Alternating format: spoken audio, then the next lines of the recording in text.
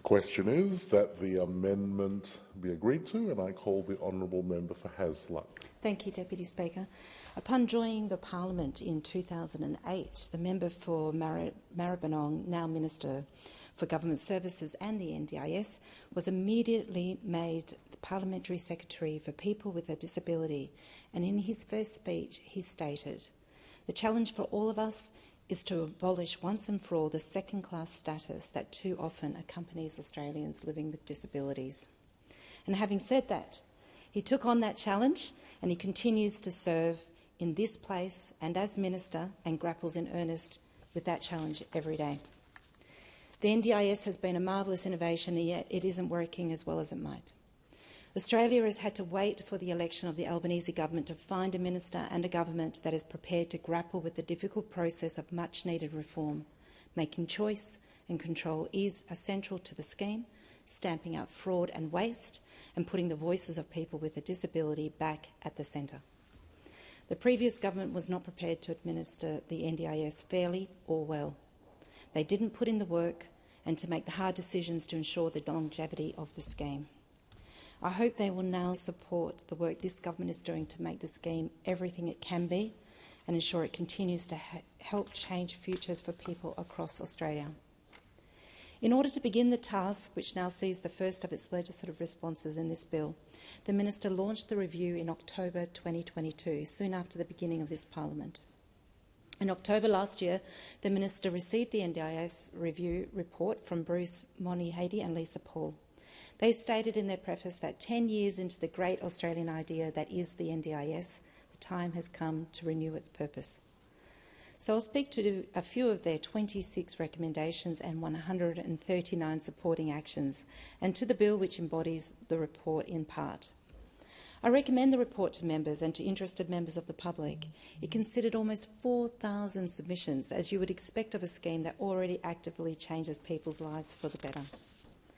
Recommendation 4 of the report underlines the need to support people to navigate the system.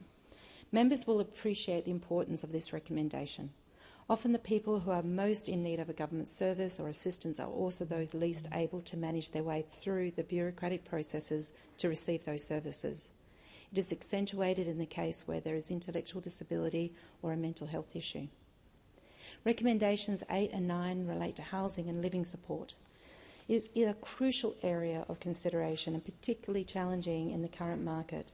Group homes are out of favour, but this shouldn't mean that we can't find a way to create independent living arrangements within a supportive community environment. Recommendation 9 specifically speaks of a diverse and innovative range of inclusive housing. I think that will be key, allowing organisations to provide truly creative ways of meeting needs in community settings and for each to learn from the others as we progress. A case in point is Building Friendships, an energetic organisation in Kalamunda in the Perth Hills that delivers activities and training for intellectually disabled adults. In response to the concerns of the parents of their clients, Building Friendships has for a number of years now, alongside the enrichment activities they already provide, progressed plans for a community of independent tiny houses with essential shared facilities on the edge of the Kalamunda township. They are now taking their own expertise and knowledge and partnering with Nesty Housing, a specialist disability housing and community housing provider. Their client-focused independent housing development plan promises to bring good design and ecological sensitivity with independent housing tailored to the particular needs of those people who are choosing to live there and their families with much-needed certainty for the future. Recommendation 14 speaks to improving access for First Nations people. The reviewers acknowledge on the first page of the report that First Nations peoples experience disability at up to twice the rate of non-Indigenous Australians. The reasons for this are a complex of historical socio-economic factors and the policies of former and current governments, and we must do better. There is no closing the gap without reaching Indigenous people well within the NDIS. The emphasis is on working with community to achieve this.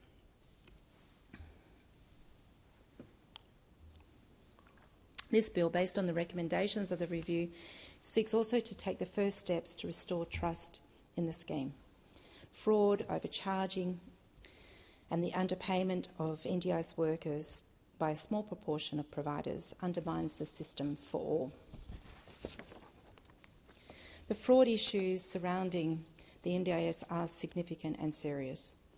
The Australian Crime and Intelligence Commission stated in June of 2022, just shortly after we came to government, that organised crime networks are stealing as much as $1.5 billion from the NDIS each year.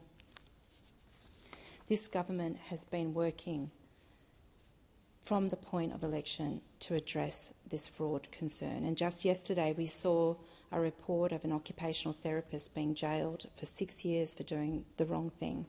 There are further 20 prosecutions before the courts and over 200 investigations underway. We are not looking the other way. Most providers are doing the right thing, but a minority need to be weeded out, and some obviously need to be met with the full force of the law.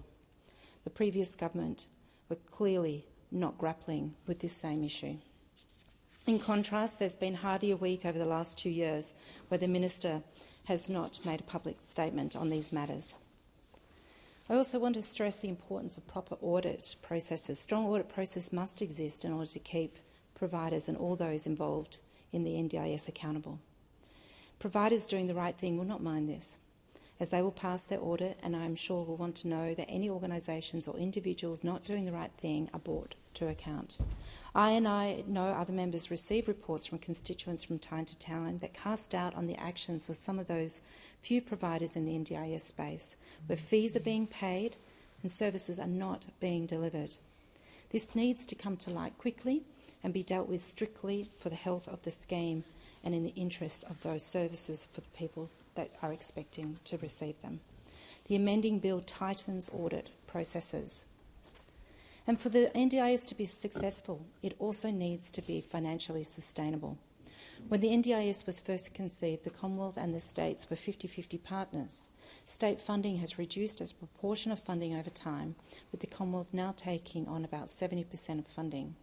The states, who are active in disability support in many other ways, have nevertheless agreed to provide more funding for the disability services going forward.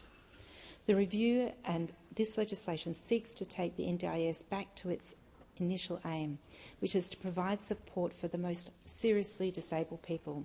There are about 600,000 people in this group, while more than 4 million Australians have some sort of disability.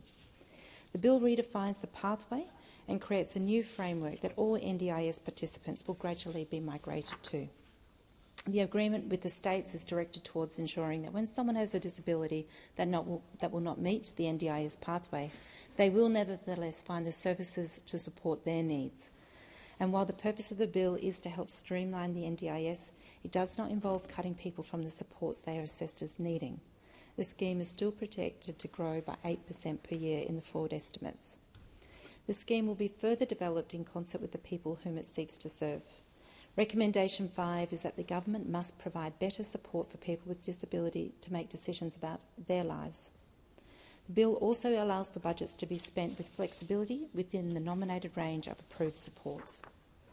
As the Minister stated in his second reading speech on the bill, a critical element of design and development following passage of the bill will be a person-centred model for needs assessment. We will focus our attention on a person's functional impairments and capacities, not on their diagnosis. This recalibration is supported across the sector.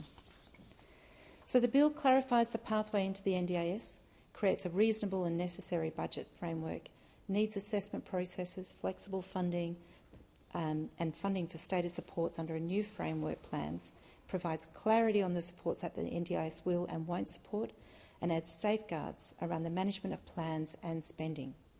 I understand the opposition is generally supportive of the bill, although it's a bit difficult to ascertain given their negativity in some of this debate.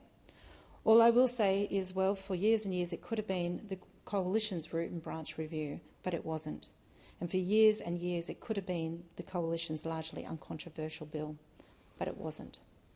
The NDIS is a world leading legacy program that, as the Minister says, represents the best that Australia can be. The review and this legislation will allow us to make it a better and lasting legacy.